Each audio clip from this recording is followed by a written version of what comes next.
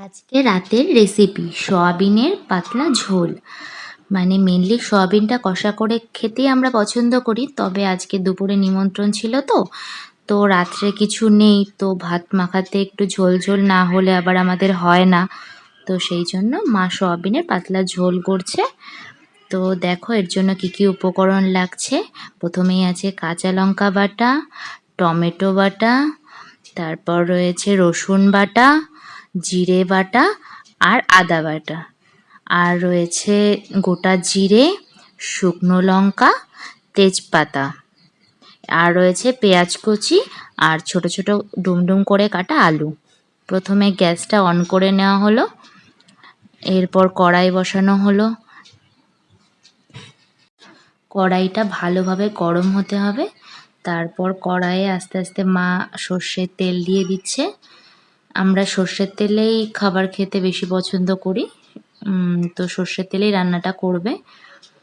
প্রথমে সর্ষের তেলটা ভালো করে একটু গরম হয়ে যাওয়ার পরে মা প্রথমেই আলুগুলোকে ভেজে নেবে। তো আলুগুলো ভাজার জন্য মা আস্তে আস্তে কড়াইতে আলুগুলো দিয়ে দিচ্ছে।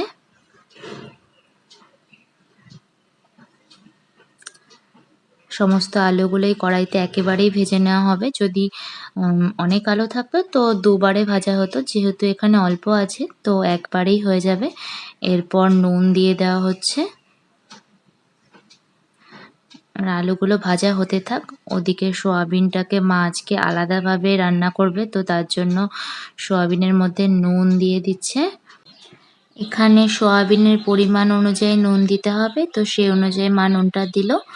এরপরে আদা বাটা দিয়ে দেওয়া হচ্ছে, এরপর দিয়ে দেওয়া হচ্ছে কাঁচা লঙ্কা বাটা, তারপর দিয়ে দেওয়া হচ্ছে জিরে বাটা, দিয়ে দেওয়া হচ্ছে পরিমাণ মতো হলুদ গুঁড়ো, এরপরে দিয়ে দেওয়া হচ্ছে কাঁচা সর্ষের তেল। এরপর মা এটাকে ভালোভাবে মেখে নেবে, যেমন আমরা মাংস মাখিয়ে রান্না করি ঠিক তেমনই এই সয়াবিনটাকেও ভালোভাবে মেখে নেওয়া হচ্ছে। এরপর আলুটা প্রায় দেখো ভাজা হয়েই গেছে, তো মা আলুগুলোকে সম্পূর্ণভাবে তুলে নিচ্ছে কড়াই থেকে। এরপর যেটুকু কড়াইতে তেল রয়েছে এই অল্প তেলেই পুরো রান্নাটা হবে। তো প্রথমে তেলের মধ্যে দিয়ে দেওয়া হলো তেজপাতা। এরপরে এই তেজপাতাটা একটু লাল করে ভেজে নেওয়ার পরে এর মধ্যে দিয়ে দেওয়া হয়েছে শুকনো লঙ্কা। এবারে দুটোকে ভালো করে লাল করে একটু ভেজে নিতে হবে। এরপর এর মধ্যে দিয়ে দেওয়া হচ্ছে গোটা গরম মশলা। গোটা গরম মশলাটাকেও ভালো করে ভেজে নেওয়ার পরে দিয়ে দেওয়া হলো গোটা জিরে। এরপর এর মধ্যে দিয়ে দেওয়া হচ্ছে রসুন বাটা। এই রসুন বাটাটা দেওয়ার পরে একটা খুব সুন্দর গন্ধ বেরোয়, এই গন্ধটা দারুণ লাগে। এরপর দিয়ে দেওয়া হচ্ছে পেঁয়াজ কুচি। পেঁয়াজটা এবার লাল লাল করে একটু ভেজে নিতে হবে। তো পেঁয়াজটা ভাজার সময় এর মধ্যে পরিমাণ মতো লবণ দিয়ে দিতে হবে। এবার তোমাদের যতটা পেঁয়াজ থাকবে, তোমরা যতটা ঝোল রাখবে সেই পরিমাণ মতোই নুন দেবে। এরপর এর মধ্যে দিয়ে দেওয়া হবে টমেটো বাটা। তো টমেটো বাটা দেওয়ার পর পেঁয়াজের সাথে টমেটো বাটাটা খুব ভালোভাবে মিশিয়ে নিতে হবে। তো দেখো মেশানো হয়ে গেছে, পেঁয়াজ থেকে প্রায় তেল ছেড়ে দিয়েছে। এই সময়ই আমাদের যে সয়াবিনের মিশ্রণটা ওটা এর মধ্যে দিয়ে দেব আস্তে আস্তে সবটাই। এই সয়াবিন মাখানোটা যদি আধ ঘন্টা আগে মাখানো থাকে তাহলে খুব ভালো হয়, মশলাগুলো সয়াবিনের মধ্যে একদম ভালোভাবে ঢুকে যায়। তো সয়াবিনটা দিয়ে দেওয়া হলো। এরপর ভালোভাবে এই মশলাগুলোর সাথে একটু কষিয়ে নিতে হবে। এই একটুখানি কষিয়ে নেওয়ার পরই এর মধ্যে দিয়ে দেব শুকনো লঙ্কার গুঁড়ো। এইটা সম্পূর্ণ অপশনাল, এখানে আমি সামান্য কালার হওয়ার জন্য এটা অ্যাড করা হয়েছে। তো এরপরে ভেজে রাখা আলুগুলো এর মধ্যে দিয়ে এইটা ভালো করে মিশিয়ে নিতে হবে।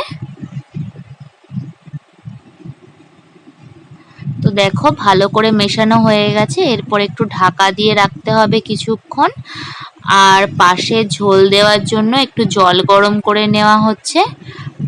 এখানে জল গরম করে সেই জলটা দিলে ঝোলটা খেতে টেস্টি হয় বেশি। তো কষানো প্রায় হয়েই গেছে। সয়াবিনগুলো কষানোর পরে এখন সয়াবিনের মধ্যে আমরা ঝোলটা দিয়ে দেব। এখানে ঝোলটা পরিমাণ মতো দিতে হবে, যেহেতু আমাদের রাতে শুধু এই সয়াবিনটা দিয়েই খাওয়া হবে, তো আমরা ঝোলটা একটু বেশি পরিমাণে দিচ্ছি, কারণ আমরা একটু ঝোল ঝোল খেতে ভালোবাসি। তোমরা চাইলে কিন্তু এই সয়াবিনটা এই কষানোটাও খেতে পারো, এটাও দারুণ লাগে। তো ঝোলটা একটু ফুটতে দিতে হবে। এরপর এতে একটু গরম মশলার গুঁড়ো মিশিয়ে নিয়ে ভালো করে নাড়াচাড়া করে নামিয়ে নিলেই রেডি হয়ে যাবে সয়াবিনের পাতলা ঝোল। তো তোমাদের এই রেসিপিটা কেমন লাগলো? বাড়িতে রান্না করে তোমরা এটা অবশ্যই ট্রাই করতে পারো। আর যদি ভালো লেগে থাকে তাহলে একটা লাইক, শেয়ার, কমেন্ট আর আমার চ্যানেলটা সাবস্ক্রাইব করে দিও। Thank you.